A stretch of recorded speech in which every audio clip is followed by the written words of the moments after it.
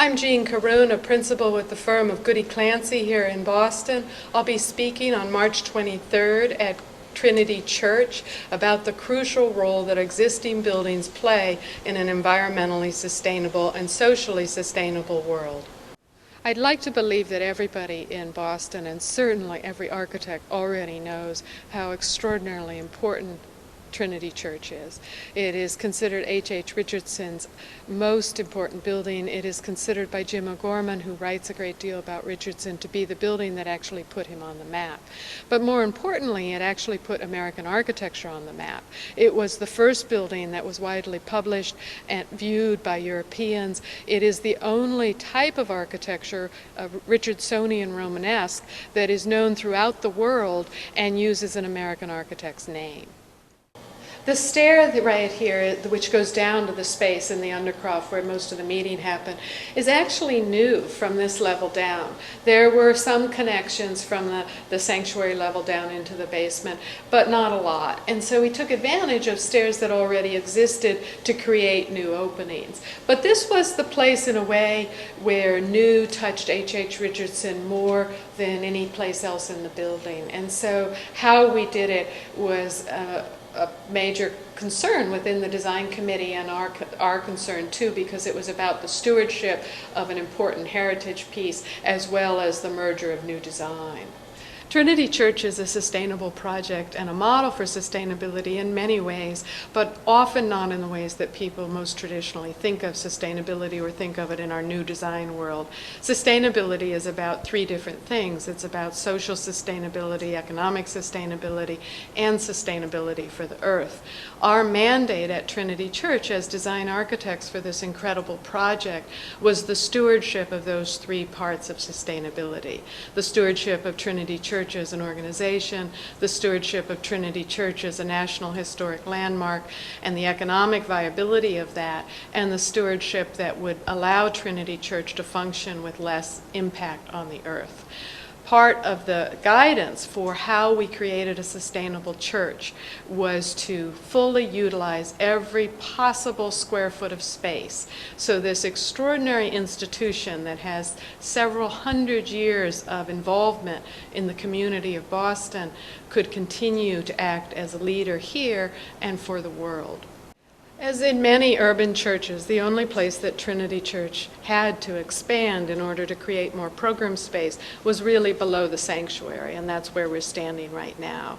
The Undercroft, as it was then called, was about the space that was just basement. It had a dirt floor. The dirt floor actually came up to about the middle of my leg, and so I would have been standing higher 10 years ago if I were in this very spot. And we needed to create space here, so we needed to go down. We needed to take out some of the dirt that had been brought in when they filled in the back bay. We could only go down so far before we hit the water table that keeps the back bay healthy by protecting the wooden pilings. And we also were constrained by the fact that we have these extraordinarily beautiful, constrained and also given a wonderful opportunity because of the granite foundations that hold up the tower of the church. And you see them stepping down here down below me until they're actually supported by some of the 4,000 wooden pilings that are underneath the building. But each time we lowered this floor level in design another 2 feet, we exposed one more step, and the actual floor space would become more constrained. So the balance was in finding the right place that gave us the open space that we have, that allowed flexibility, that still could be used functionally and aesthetically, and still protected the integrity of the building. And that's the back and forth that helped to finally establish the height of this space and what we were free to use to bring in modern systems, fire protection, fire safety, and all of the amenities that make it a space that people want to be in. The design committee was an active part of all the work that we did in the Undercroft and consisted of a number of exemplary professionals, three of whom come to mind immediately: David Amory, Jim Ryder, and Jim Cullian. With their help and with the consultation of their committee, we solved the problem of flexible space by proposing that we divide the space with art panels, designed, commissioned art made out of glass, and solicited proposals from artists from around the world. The artist that was selected is out of England. The panels have turned out to be remarkably successful. They provide the acoustic and visual separation that we were hoping for and are very functional. They either pivot, as you can see, a centerpiece so that they open completely up, or they can be closed and people can use the smaller doors as egress doors or passage between the spaces. But the frame around the glass is not to support the glass. The frame is really about the acoustic separation between these different areas so that we could have very lively meetings on one side or the other or both and not have that intrude into the different spaces. And that frame needed to be isolated from the structure of the church, which was wood, to completely prevent any possibility that we had deflection in the glass or in the support for these panels. So, as in everything else in Trinity Church, we often joked that there was nothing that was as simple as it might be. The complexity was about establishing a beam that was separate from the structure of the church above, that was only about holding the glass, and still creating the acoustic separation that we needed between the spaces and the functional fluidity that the panels give us.